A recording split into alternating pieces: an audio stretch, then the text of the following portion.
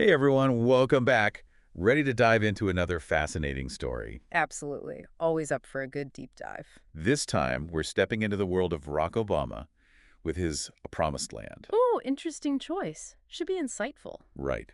We all know the speeches, the big moments, but we're going deeper here. Yeah, into the mind of the president himself. Love it. Exactly. His journey to and through that first term, the personal stuff, the stuff that shaped him. The behind the scenes, how the man formed his decisions. Fascinating. Totally. And speaking of shaping him, that story about young Barack throwing rocks. Oh, yeah, the one where his mom asks, what kind of person do you want to be? Powerful. Right. It just hits you, that simple question. But it gets at his core values. Empathy. Consequence. You can see it right there, the seeds of those values being planted. Like a foundation for everything that comes later. And his mom. Talk about influential. Oh, absolutely, a total force, marrying interracially, not once, but twice, back then. Bold move, seriously. Mm. And her work with microlending, way before it was trendy, you can't deny her impact. Ahead of her time, that's for sure. That independent spirit, that dedication to social justice. Woven right into Obama's life. But even with that influence, his path wasn't always so clear-cut. True. And that's where Michelle comes in. Remember her initial hesitation? Oh yeah, why does it always have to be the hard way? Classic Michelle. She's the voice of reason, the grounding force, but also not afraid to challenge him. I love their dynamic. You can tell she pushes him to be better, to really think things through. That's real.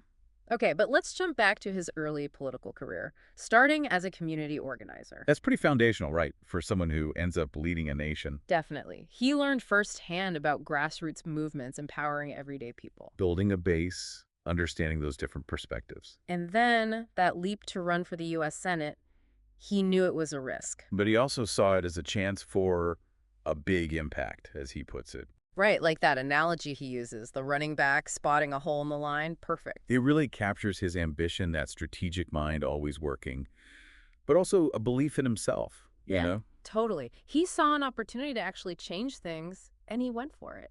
And then that speech at the 2004 Democratic National Convention.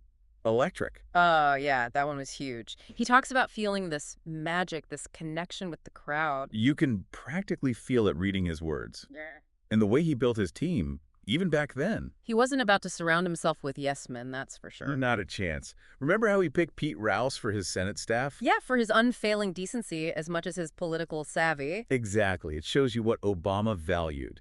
Not just smarts, but integrity. Strong morals. Character over everything. He knew those qualities would matter in the long run. Like he was preparing for the pressures of Washington before he even got there. Because, let's face it, those pressures were intense, even more so after Hurricane Katrina. Oh, definitely. That was a turning point. It forced him to confront some harsh realities.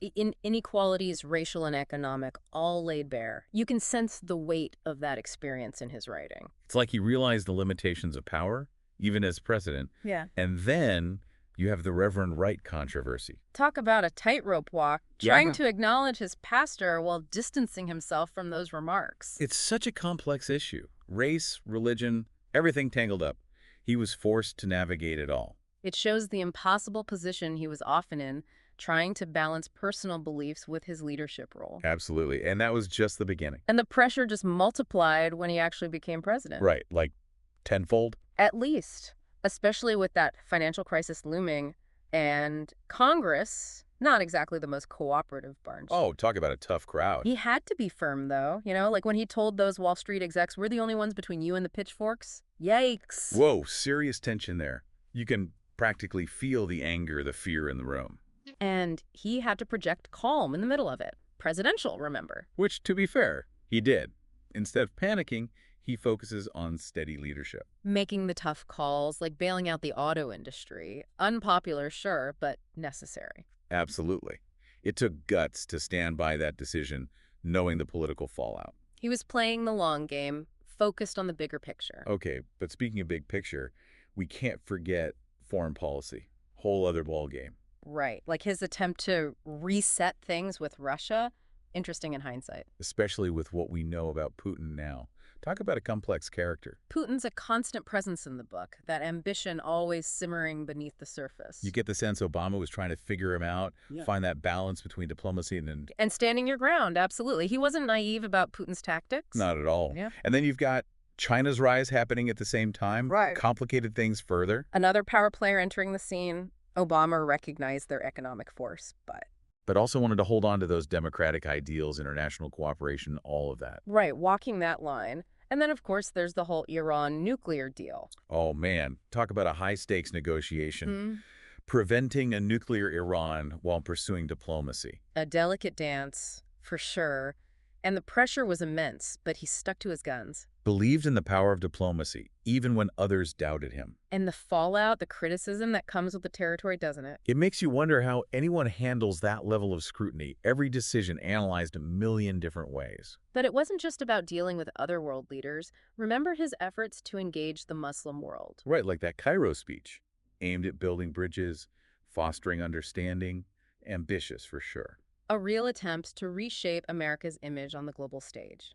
Whether he succeeded is debatable. He got criticism for both being too idealistic and not doing enough.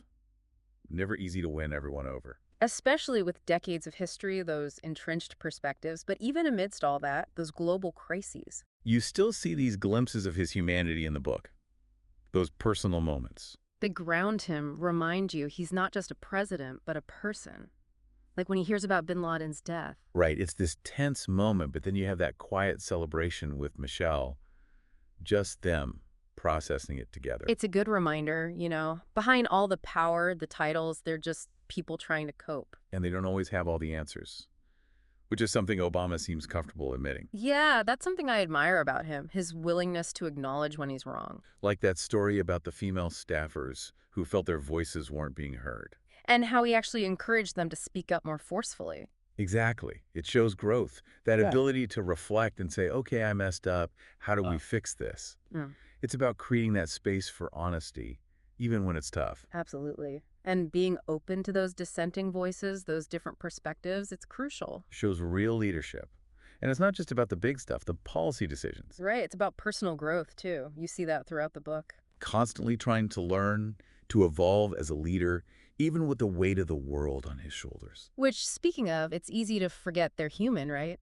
With everyday lives, too. Totally. And he talks about that, trying to find balance, like that Sunday afternoon with the tulips. In the rose garden, I love that little detail. It just humanizes him, makes him relatable. Reminds us that those small moments, those peaceful pauses, they matter for everyone. They center you, give you perspective. Speaking of perspective, we have to talk about that Nobel Peace Prize moment. Oh, man.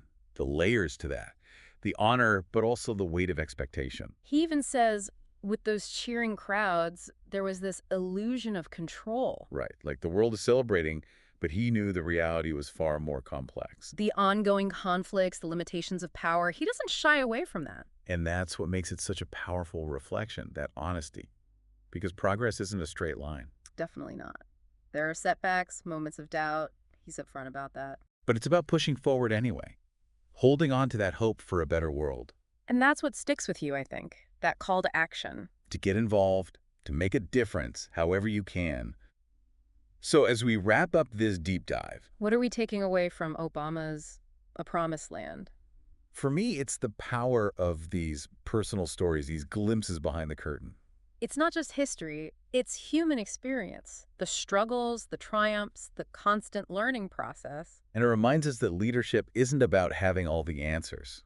It's about asking the tough questions, surrounding yourself with different voices, being open to growth. And ultimately, using your position to make a positive impact, however imperfect it may be. Beautifully put. It's a story that stays with you, that's for sure. It does. And hopefully it inspires our listeners to reflect on their own journeys, their own potential to make a difference. That's what it's all about, right? Absolutely. Thanks for diving in with us. Until next time, keep exploring those fascinating stories.